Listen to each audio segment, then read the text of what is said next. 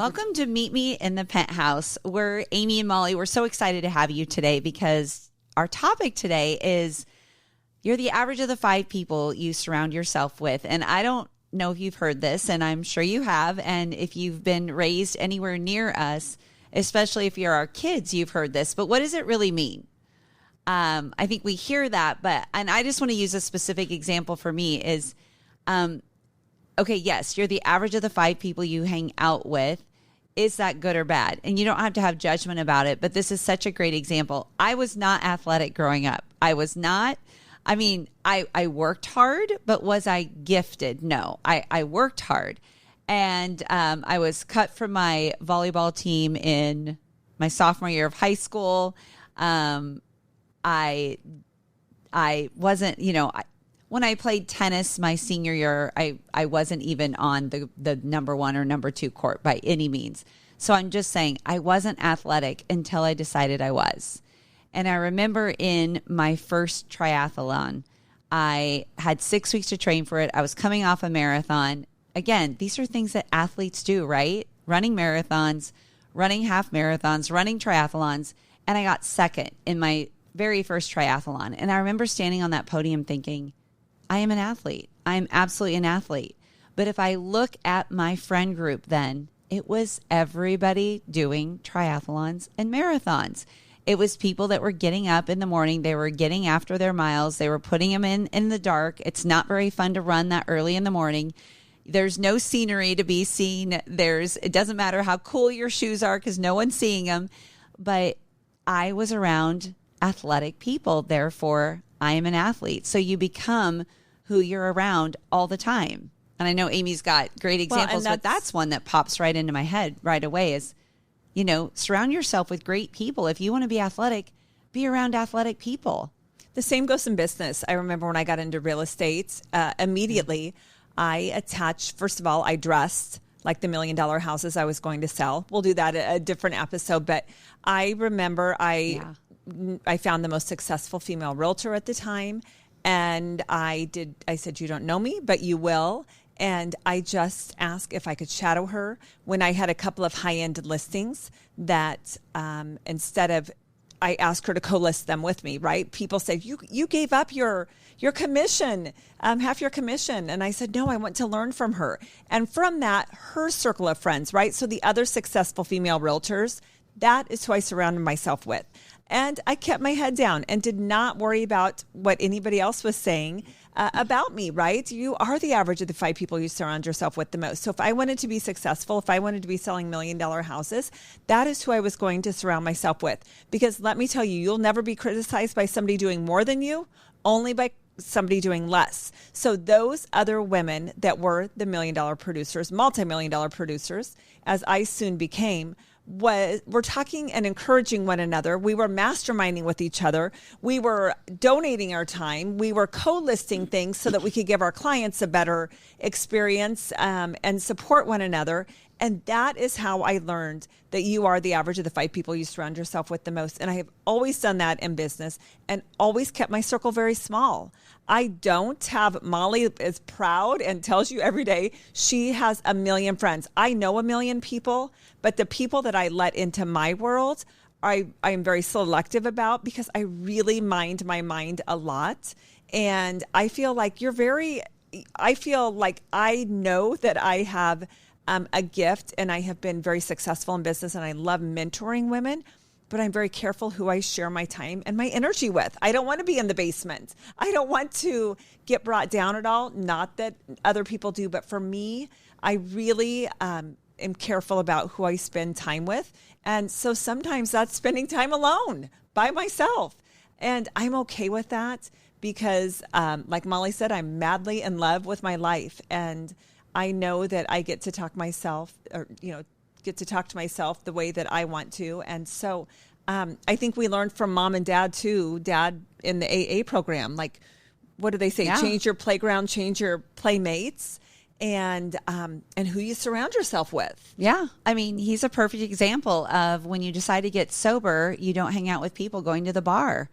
And that was true. And he had to make that decision and cut a lot of people off. But sober people hang around sober people tends to lead to a life of sobriety, doesn't it?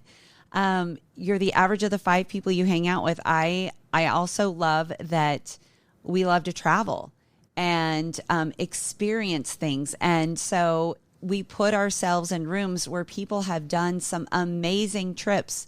I was just with my friend yesterday and looking at all the places she visited in Turkey and just expanding my vision for what is even possible out there. I'd even put little spots like that on my map. And I thought, oh my gosh, this is so amazing. And before you knew it, everyone around us that had traveled well was speaking up. And so it's just so fun. It lets your imagination go. Yeah, it is. Penthouse frequency. Back to that penthouse frequency. And so it really is about surrounding yourself with people who are winning. Because, and I always say this, but people that are out of shape and not happy with their life tend to attract those people out of shape and unhappy with their lives. They're all the same. And so I noticed that when I'm listing back to the chaos, we on another episode, we talked about when you have chaos in your life, that's what you attract. When I go to list a home and I see the state of the home, I can guarantee you that that's the state of the person and also who they are probably surrounding themselves with, right? They are surrounding themselves oftentimes with people whose lives are in chaos. And so that's what you're going to continue to get is that chaotic life because misery loves company, right? And you will get people that absolutely understand chaos and they will talk about how terrible things are or whatnot. Whereas surrounding yourself with people that are doing great things, that are traveling the world, you're going to get that penthouse frequency and all of that same mindset. So think about that. Is your circle bringing you down? Or for me, I always love literally to be the lowest of the 5, right? Like you're the average of the 5 people. I'm like, you don't want to be the smartest one in the group. I don't want to be the smartest one in the room or the most at successful. all. So I'm always like, ooh, if I'm walking into this and I'm sweating a little bit and I'm leveling up my game and my self-image and I am, walking in saying I'm madly and believing, not just saying it, but believing that I really am, because I am madly in love with my life, madly in love with who I am, then absolutely. I mean, I might have to wiggle a little bit. I might be a little bit scared, a little bit fearful, but oh my gosh, that's how you level up.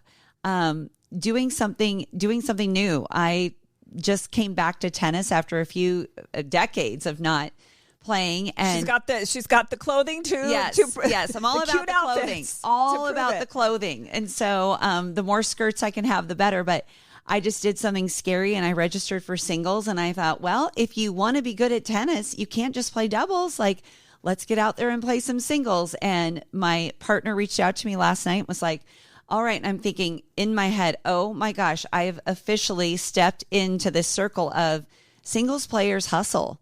They run to the ball. They're scrappy. And I'm like, that's the kind of tennis player I want to be. I love that. So how am I going to get better if I'm just going to the same thing over and over? So just stretching yourself too, being in a circle of people, where you're the average of the 5 people, you're going to stretch yourself. You're going to have to grow a little bit. It's going to get a little uncomfortable.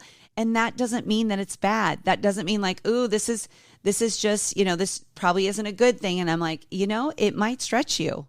Well, and our 80-year-old mother, she signs up every quarter for 3 or 4 classes at Southeast Community College. She's still taking classes. And I mean, they are one on hearing. There's one on Hamlet. She's reading Hamlet for Pete's sake. At 80. She takes traveling classes. She takes nothing cooking because that's not she and I do not but she still gets uncomfortable. And the other day she told me how embarrassed her favorite book was The Bridges of Madison County that she could reread, and then somebody else in there was some fabulous 15th century novel, and she's like, I couldn't even, the language that he was talking about. And our mother is brilliant. She's very, very bright. And I love that though at 80 that she was good with, and even this, when they went around to share what books it was after she discovered her Bridges of Madison County was not, where everybody Up to else's par. was. I said, well, why didn't you change it? I would have chosen something. And she said, because that is truly a book that I loved. Yes. And so And she being didn't authentic. change it, which Yes. I love that. And she was okay with maybe feeling a But little. she's putting herself in a circle where she's going to grow and be even more advanced in her level of knowledge and literature in her reading. And so, I mean, what a great example of that. And that's exactly what we mean. One of the things that we say in the morning is, I belong in any room I walk into. I belong in any room I walk into. Again, we got that from our mom. Now, I did have my daughter. I was invited to the NASDAQ not long ago for with a group of gentlemen, and my daughter said, "Mom, you belong in any room you walk into except that one." So she did not allow me in New York City to go to that. We went to the cocktail party afterwards. And we have many stories like that too, where we're like, you know what? I belong in any room except for that room. That was not quite the right room, but it stretched me, it grew me, and it made to me, even think that, I mean, I Yes. flew out there to go, and then she's like, hold up, Mom, hold up. but just, I mean, honestly, in that kind of thinking and that kind of belief, and I think we hear from a lot of people, are you, well, I hate to cut this. Doesn't mean you have to cut a person out of your life. Like, it doesn't have to be this abrupt, but you're going to find as you're growing and you're expanding and you're elevating that the conversations are just different. And you'll notice it now I am very aware of gossip, and I don't want to put myself into circles where people talk about other people and are negative and just, oh, I can't believe that this happened. So I don't want to do that anymore. So guess what? I don't see those people that tend to live that way. They've just kind of just automatically worked themselves out of my life. It's not like I had to cut off. You love them where they are. Yeah. And when you see them, you're kind, but they're not the people that you're going to want to go have dinner with or go have Right. a glass of champagne to celebrate something with. Yes, it is. It is like that season. And I remember that was always hard. Like, I'm so grateful for the season they were in, but as I have elevated, as Amy 5.0 has continued to evolve, those people are not in this season as much, or if at all. And that's a natural progression of life. Yeah. And I think you can have millions of friends, and you can also have boundaries with the proximity that you have with those friends. And so I think that's something really important. It's not good or bad, but it's the proximity. And that's something I've learned, right? As I've grown, is I used to be the person that would be like, we should grab dinner, we should grab lunch, because maybe I knew him from college, and I don't do that anymore. I'm like, you know what? It's lovely to see them, but I don't need to like leave this just chance encounter of bumping into him at Trader Joe's to say something like that. I'm like, it's okay. It's okay just to say it was so fun. It was so fun to reconnect. It's so great to see you. I wish you well, so I just look at your circle. I think that's the biggest thing you can do today is go and see, like, where would I love to be? If I could have anything in my life, if I could just have life be exactly the way I would love for it to be, what would bring me joy? What would I love for this life to look like? And then look and see, if I want that, then who do I need to be, right? First, it's all about who do you need to be, but then who can help me get there? Like Amy said, mentoring women in real estate, and me mentoring people in my business. I don't want to do that with just anyone, but boy, if I see somebody that they're willing to stretch and grow themselves, like, absolutely come in, be with successful people. We want to help elevate you, but you have to be willing to do the work.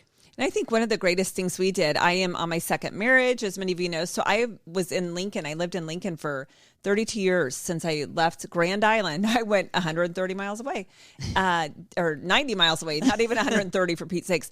And when I got remarried, and we lived in an enviable multi-million-dollar home and on a gorgeous golf course. And my husband was driving back and forth from Omaha. And I remember thinking, trying to find that core group as a second marriage in a community like that. I knew everybody. In my former life, of course, everybody was friendly. It was very lovely. But we decided to move to a community closer to Omaha, Ashland, where we didn't know anybody except Molly. We knew Molly, but we didn't know anybody else. And I think my favorite thing about the community that we live in, other than this beautiful lake that we live on, is that nobody is from Ashland. I think everybody's from Omaha or Lincoln, and they decided to kind of start over.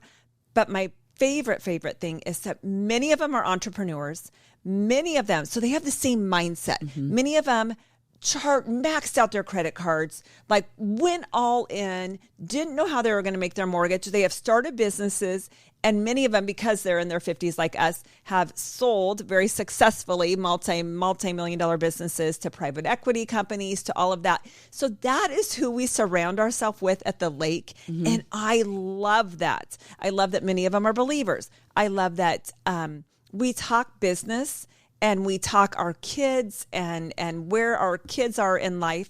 But it's not gossip. It is, we're at the stage in our life where people are maybe getting cancer diagnoses. So we're there to support one another. We're there to laugh. We are there to walk dogs with one another, to support each other as in businesses. It's just been brilliant, but it's been so incredible to me to see how even at 50, to move even just 45 miles down the road to a community where I only knew one person, has changed my the way I see things and the way that I even dream, like even bigger. I mean, these people have built incredible businesses that they scaled and sold, and they're doing it again. And I love that. I love being around people like that. Yeah, growth-minded people, right? Like that's who I want to be around. I don't want to be around fixed mindset. So our circles are growth-minded. They are successful people. They are people that have gone out on, have gone all in on their dreams, and they're flourishing. And so that's who we want to be around. And I think it's just so important as you walk away from this episode to really think about that of who are you surrounding yourself with? Like I said, what brings you joy? What would you absolutely love? And how are you going to get there? And more importantly, who do you need to be? But also, who can help you? What circle? Where are some friendships I need to let go? And who are some people I would love to be in their presence? I mean, that's one thing we've really been conscious of in Omaha. Being newer in Omaha, being out of Lincoln and being in Lincoln for so long is, all right, who brings me joy? Who do I just love being in their presence? And immediately, numerous people come to mind, and I'm like, that's who I want to surround myself with. That's who I want to go to lunch with. That's who I want to get to know. And I'm telling you, it can put you in a completely different space and place in life if you let it. Thank you for joining us on another episode. Again, please share this if you loved it, and we look forward to next week with our fabulous new episode. Thanks so much for joining us for another episode of Meet Me in the Penthouse. And we would love to have you follow us at www.sistersnextdoor.com. Anywhere that you listen to your podcast, please feel free to give us 5 stars, because we know you're going to find us fabulous, and pass this along to any friends that you know would enjoy this episode.